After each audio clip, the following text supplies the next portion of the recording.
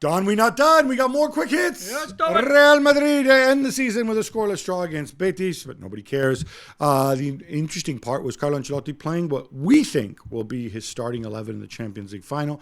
That means Thibaut Courtois ahead of Andre Lunin, also Nacho ahead of Eder Militao. Right choices, Don? Oh, no. Militao I can understand off the back of an ACL and only played a couple of games, but harsh on Lunin, no? Got you all that way to a final, played particularly well, had a great season, then Courtois, your mate, just rocks back in and is straight back in the team. Is that good? Not in my opinion. Yeah, it's Courtois that's been injured for about 9 years. He's Courtois. So, it doesn't matter.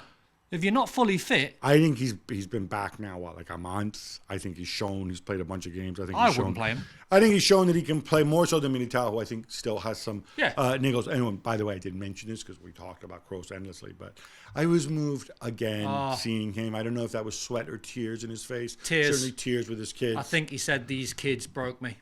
I think he said I was going to try and be brave and try and be strong, then his kids were crying. And Unbelievable. Then it broke. By the way, what a player, Gab. Incredible. What a player. PSG win 2-1 against Lyon as Donnarumma makes a huge save to preserve the win in the French Cup, Gab. How do you assess Enrique's first season? So, by the way, to be clear, Paris Saint-Germain had more chances, and I think Lyon were maybe a little fortunate to keep it so close. All told, look, he made his mark. He's going to be Mr. Discipline. He's made some big calls. He's certainly not lacking for personality, having to navigate the whole Mbappe exit. Not easy. I think he has This could be the making of PSG, you know. Not so much Mbappe going, but no Messi, no Neymar anymore. He has a very clear picture Building a team. of what's ahead, yeah. So I think his first season was almost a diagnostic, and he still won the double and whatnot. But going forward, I think he's got a clear idea. The question is, it is Luis Enrique, so he's a little bit flighty, let's say, or all over the shop. So he's got to be focused, and he's got to get the backing from the top. And sticking with Luis Enrique, Don, he was asked to name his Paris Saint-Germain Player of the Year. So I'm going to assume he chose the guy who scored 44 goals, notched 10 assists in 48 games. It's definitely going to be Mbappe, yeah? It's definitely going to be Mbappe. Vitinha.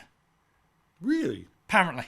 You'd almost think he's sending a message. It's not Is it a message? Did they get on? Was it a message? Because he come out with that bizarre one, didn't he, when he didn't play him and he took him off. He said, I'm going to have to get used to life for that, Kylian Mbappe. I mean, he's had some season. I think wouldn't you just give it to Mbappe, knowing that he's going? Well, first of all, as a coach, if I were coaching Paris and somebody asked me the question, I would say, "Hey, I'm not voting because it's a team and there's no I in team." It's something stupid like that. I'd just say, Kylian. There you go. It's obviously Kylian's a better player, more important, but I also understand what he wants to do with pump up Vitinha, who over the last 3-4 months has been absolutely exceptional. Mm-hmm. And look, what do you care about Mbappe's ego? He's gone. Yeah, Vitinha will still be there, so pump him up if you can. Juve beat Monza 2-0. Chiesa and Fagioli shine. Gab, how big of a role will these two play? I think they'll play a really big role. Fagioli, I mean, I saw him. He looked really sharp. He looked determined. He's tremendous passing, delivering assists, hitting the woodwork. He's been included in the Italy squad for year 2024. He's obviously well rested. We believe in second chances. You did a crime. You did the time. Yeah. Move on. And I think he's somebody that Juve can really build around. Talk to me about Chiesa quickly, because I love him. But is he carrying a little bit of something from the injuries that he's had? Because the problem with him, I mean, he's so good. When he's good, he's unplayable. That's right? what I mean.